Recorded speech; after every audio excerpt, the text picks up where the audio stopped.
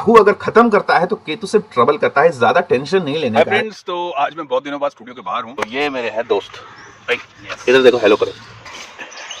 Typical significance of Ketu, and this is the canine teeth. Again a typical character of Rahu and Ketu as canine teeth. हम ancient astrology में देखें तो राहु और केतु को बहुत late astrology में इंक्लूड किया गया है। सारी राहु केतु की जितनी भी ट्रांजिट की बकवास जो है, राहु और केतु को एक्चुअली में समझना नेक्स्ट टू इम्पॉसिबल है, क्योंकि इसके दो कारण हैं। इम्प्रैक्टिकल नॉनसेंस अगर आपने देख लिया, बोर हो गए हो, कोई काम नहीं आया, तो ये वीडियो आपके लिए। स्टार्ट करूंगा केतु से, फिर आएगा राहु पे। छोटे छोटे वीडियो करूंगा, ज्यादा लंबा नहीं, फायदा नहीं है। सो दोस्तों, welcome back to the studio में। अब स्टूडियो में मैं वापस आ गया हूं अपने लैब में और अपने सिस्टम पे।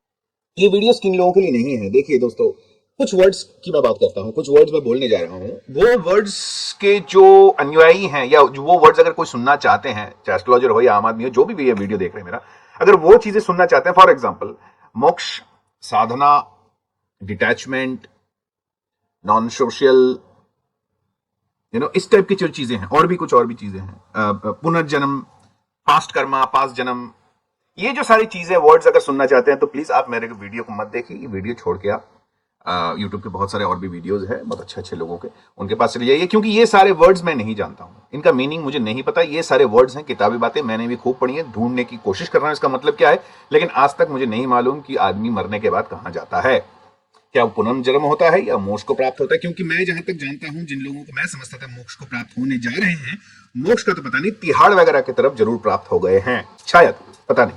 ओके, अब मोक्ष के प्राप्त होने के बाद कोई वापस तो आया नहीं, ना पुनर्जन्म का कोई वेरिफिकेशन है कि अगर मैं ये कहूं कि आप पुनर्जन्म में एक ऐसे प्रकार के व्यक्ति थे या राजा थे या रंग थे। फालतू बातों के टाइम में वेस्ट नहीं करूंगा, छोटा वीडियो रख रहा हूं।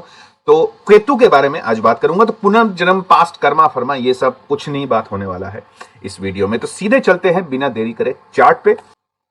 तो दोस्तों, यहां पर मैं चार्ट में आगे क्विकली देख लेते हैं। सबसे पहले वो तो आप देख ही रहे हो कि राहु 12 अप्रैल के करीब ये दोनों ट्रांजिट करने वाले हैं, राइट। राहु 1 में आएंगे यानी एरीज में, और केतु हमारे चले जाएंगे तुला राशि में। सबसे इंपॉर्टेंट क्या है दोस्तों इस पूरे ट्रांजिट्स में, वो है सैटर्न का राहु की तरफ देखना तीसरी दृष्टि से, और सैटर्न के साथ ही एक टाइप का नाइन्थ एस्पेक्ट। दोस्तों, आप अगर मेरे वर्कशॉप अटेंड करते हो या मेरे पुराने कुछ वीडियोस आपने देखा होगा, तो मैं नाइन्थ एस्पेक्ट को जरूर लेता हूं, नाइन्थ पोजीशन को जरूर लेता हूं। तो सैटर्न एंड केतु का ये जो एक 9 का एक, यानी जो सैटर्न है, वो केतु जो है वो सैटर्न से 9th प्लेस में हो रहा है, यानी सैटर्न और केतु का हम एक तरीके से कंजंक्शन मान सकते हैं between these two planets, profound conjunction, और ऊपर से राहु का। तो एक चीज तो पक्की है दोस्तों, इस कंजंक्शन में बहुत सारे आप मेडिटेटिव प्रैक्टिसेस इंक्रीज देखोगे, बहुत सारे मेडिटेशन के स्कूल देखोगे, योगा देखोगे, बहुत सारे गुरुज अभी हमारे सामने आने वाले हैं। योगी गुरुज हो गए, धर्म गुरुज हो गए, फीमेल रिलेटेड लोग यानी फीमेल गुरुज भी बहुत सारे सामने आएंगे, बहुत सारे प्रवचन खोलेंगे, स्टार्ट करेंगे, अपना बिजनेस स्टार्ट करेंगे या अपना वो स्टार्ट करेंगे, जो भी है। और उसके बाद बहुत सारा यानी सो कॉल्ड साधना के लोग आपके सामने जरूर आएंगे। और क्योंकि राहु के तो मैं एक चीज आप दोस्तों सबको वार्न कर देना चाहता हूं, ये जो एक साल है फ्रॉड से बचे। बहुत सारा फ्रॉड धर्म के नाम पे, रिलीजन के नाम पे, स्पिरिचुअलिटी के नाम पे बहुत जबरदस्त फ्रॉड होने जा रहा है। ये अंडरलाइन स्टेटमेंट आप लिख लीजिए। बहुत सारों की दुकान चमकेगी जरूर, लेकिन ये मेजर एक प्रॉब्लम है। केतु का 7th में आना एक और बात देता है, वो है जिन लोगों का भी सेहत अच्छी नहीं चल रही है, वो अपना सेहत का ख्याल रखें। ये साल ऑपरेशन का साल है, ये साल कई दुख के साथ कहना पड़ रहा है, मृत्यु का भी साल है। और ये साल जो अच्छे सेहतमंद है उनके लिए सेहत में किसी न किसी प्रकार का रोक टोक का भी साल है। लेकिन जो सेहत का ख्याल रखते हैं, और उन लोगों के लिए ये साल एक नए एक्सरसाइज रेजीम, जैसे मार्शल आर्ट्स ज्वाइन करना, योगिक प्रैक्टिस ज्वाइन करना, साइकिलिंग करना, वॉकिंग करना, एक नेक्स्ट लेवल पे जाएगा। यानी जो अपने शरीर को चर्चा में करते हैं, यानी शरीर के बारे में जागरूक हैं, चाहे डाइट से हो या बॉडी हेल्थ इंडस्ट्री में हो, उनके लिए बहुत अच्छा है। इन शॉर्ट, हेल्थ इंडस्ट्री इस साल बहुत तेजी से ऊपर जाने वाला है। दोस्तों, एक बहुत ही यूनिक बात होगी कि एक टाइम आएगा जहां पर करीबन अगर हम कहें तो अप्रैल, मई, जून, जुलाई, सितंबर, अक्टूबर के करीब राहु और केतु जो है आपस में नक्षत्र एक्सचेंज भी करेंगे। ये बड़ा ही एक पीसफुल टाइम जाने वाला है, आने वाले टाइम पे यानी 2022 में। दोस्तों इसके अलावा और क्या दोस्तों, 7वां यानी तुला राशि है बिजनेस का हाउस। बहुत सारी गलत फहमियां हैं कुछ लोगों में कि 7वां घर वेडिंग का हाउस है। ऐसा कुछ भी नहीं है। 7वां घर दो अपोजिट पार्टी के जोड़ने का हाउस है, चाहे वो बिजनेस हो, चाहे आपके वेडिंग हो यानी मैरिजेस हो, या किसी भी प्रकार से। तो यहां पर केतु जो है दो टाइप में काम करेगा। एक तो केतु रोकेगा यानी एक मूवमेंट करेगा और कट भी करेगा। दोस्तों केतु एक सेपरेशन जरूर कराता है, यानी कुछ लोगों का जिनका इस साल या कुछ सालों से 1-2 सालों से सेपरेशन का बात चल रहा है, तो ये साल उनके लाइफ में सेपरेशन जरूर देखने को मिलेगा। और अगर कट नहीं करता है तो कहीं ना कहीं स्टॉप जरूर करेगा। दोस्तों मेरे गुरु कहा करते थे कि राहु और केतु को समझना है तो सिंपल भाषा में समझिए, राहु धुआं है और केतु पत्थर। जहां बैठता है वहां पर वजन बढ़ा देता है।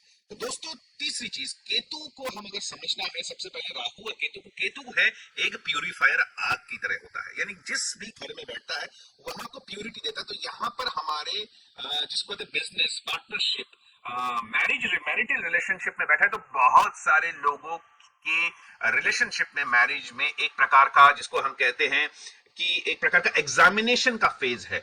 बहुत सारे ऐसे चीजें होंगी उनके मैरिटल लाइफ में या उनके रिलेशनशिप में जहां पर उनको एक्चुअली में परखा जाएगा, जाना जाएगा कि एक्चुअली में वो साथ रहते हैं। तो केतु जो है पेनेंस का भी है। दोस्तों राहु और केतु जो करते क्या है, राहु गिल्ट भरते हैं और केतु पश्चाताप कराते हैं। उसीलिए आपने साधु सन्यासियों को भी हठ योग करते हुए देखा, क्योंकि केतु जो है हठ योग का भी कारक है बहुत बड़ा। तो दोस्तों राहु और केतु को एक्चुअली में समझना नेक्स्ट टू इम्पॉसिबल है, क्योंकि इसके दो कारण हैं। सबसे पहले अगर हम एंशिएंट एस्ट्रोलॉजी में देखें तो राहु और केतु को बहुत लेट एस्ट्रोलॉजी में इंक्लूड किया गया है। उड़ीसा में कुछ ऐसे मंदिर भी हैं जहां पर नवग्रह नहीं अष्टग्रह नाम से मूर्तियां बनाई गई हैं। राहु और केतु को बहुत रीसेंट ये दो प्लैनेट्स हैं जिनका इंक्लूजन हुआ है। और मेरे हिसाब से इंक्लूजन इसलिए हुआ है क्योंकि वो 8 ग्रह जो हैं, वो 8 ग्रह कॉम्प्लेक्स इवेंट को ठीक से दर्शा नहीं पा रहे थे, पैरामीटर्स नहीं दे पा रहे थे। दोस्तों इसकी हिस्ट्री बड़ी अजीब सी है। और फ्रैंकली जो लोग बोलते हैं कि बृहत्पराशरी में ये लिखा गया है, फलाने में ये लिखा गया है, मैं उन लोगों से फिर से क्वेश्चन कर रहा हूं। दोस्तों जब नालंदा विश्वविद्यालय को जला दिया गया था और सारे स्क्रिप्चर्स उसमें भस्म हो गए थे ओरिजिनल, तो ये राहु केतु ये आप स्क्रिप्चर को कोट क्यों करते हो? ओरिजिनल स्क्रिप्चर्स तो रहा ही नहीं, ये सारे करप्टेड वर्जन है। जो लोगों को याद रहा वो उन्होंने लिख दिया, अपने तरफ से भी ऐड कर दिया। और आज की डेट में तो आपको पता ही है चारों तरफ कैसा फर्जीवाड़ा चल रहा है। राहु केतु को जानना कंप्लीटली नेक्स्ट इम्पॉसिबल है। केतु की बात करें तो केतु हमारा पास्ट लाइफ नहीं है दोस्तों, हमारा एक तरीके से फुटप्रिंट है। यानी केतु का 7th में आना, कई जगह मतलब तुला में आना या पार्टनरशिप में आना, तो बहुत सारे पुराने चीजें जो बंद हो गई थी या पुराना जो हमारा पास्ट लाइफ है, यानी कुछ साल पहले अगर हम किसी पार्टनरशिप के साथ काम करते थे, कुछ साल पहले जो हमने कोई बिजनेस स्टार्ट किया था, या कुछ टाइम पहले हमारे वाइफ के साथ अगर कोई घटना घटी थी, स्पेशली बैड इवेंट्स, तो वो उसको वो खींच के लाएगा। जैसे मैंने कहा कि अग्नि की तरह ये इसको प्यूरिफाई करता है और ऑब्वियसली प्यूरिफिकेशन टाइम बहुत ही टफ होता है। तो यहां पर एग्जामिनेशन होगा हमारे एनर्जीज, हमारे जिसको कहते हैं हमारे रिलेशनशिप का, कितने हम सच्चे हैं। दोस्तों राहु अगर खत्म करता है तो केतु से ट्रबल करता है। ज्यादा टेंशन नहीं लेने का है, केतु ट्रबल जरूर क्रिएट करेगा। और एक मैं बात बता देता हूं, अगर केतु को ठंडा रखना है, भले ही आप कुछ भी करें, अभी राहु केतु का पोजीशन जो है सबसे ज्यादा अफेक्ट कर रहा है मार्स को, मंगल को। इसीलिए मैंने कहा अपनी सेहत का खास ध्यान रखने की जरूरत है, तो ख्याल रखना। इसके लिए सबसे बेस्ट तरीका है दोस्तों, मैं इससे बढ़िया तरीका मैं बोल नहीं सकता हूं, और वो है please donate blood. Okay, blood donation जहां पर भी मौका मिले, आप नर सेवा ही नारायण सेवा है कहा भी जाता है। Please donate blood wherever you can. जहां पर अगर कोई कैंप लगा, कोई हॉस्पिटल में गए हैं और वहां पर ब्लड डोनेशन का चल रहा है, तो please go ahead. If you are feeling healthy, if you are good, donate blood. And secondly keep your health in check, अपने सेहत का बहुत ध्यान रखिएगा। सो दोस्तों thank you very much, it's been awesome speaking to you. जय बाबा, जय रावण, जय गुरु, जय Bhairav, and I will see you soon. Bye bye.